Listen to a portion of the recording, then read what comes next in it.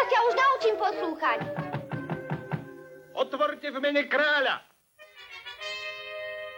Súrne posolstvo od jeho kráľovskej výsosti. Ďakujem. Od kráľa? Čo vravel, Poporuška? Čo vravel? Ale nič. Vraj je to veľmi súrne. Tuším, by som mala prerušiť tú hodinu hudby. Spievaj, Slavík náš, sladké srdce máš a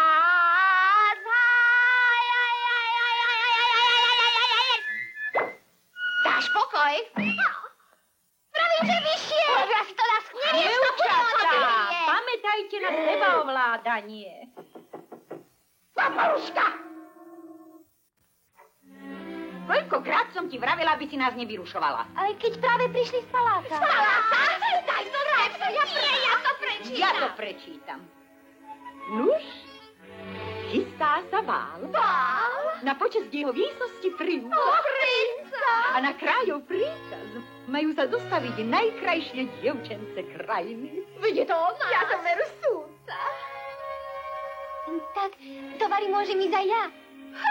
Ona chce tancovať s princom. Bude mi cťou, vaša výsosť, ale podržíte mi metlu. No a? Prečo nie? Napriek všetkému som stále členom rodiny. A kráľovský rozkaz volá všetky krásne devy celého kráľovstva.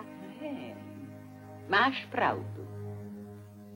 Veď ani nie príčiny, prečo by si nešla. Ak si doma všetko porobíš na čas. Porobím. Sľubujem vám. A ak si nájdeš niečo poriadne na seba. Iste si nájdem. Ďakujem vám, pani matka. Mama, a viete, čo ste práve povedali? Ako by nie? Povedala som ak. Ak.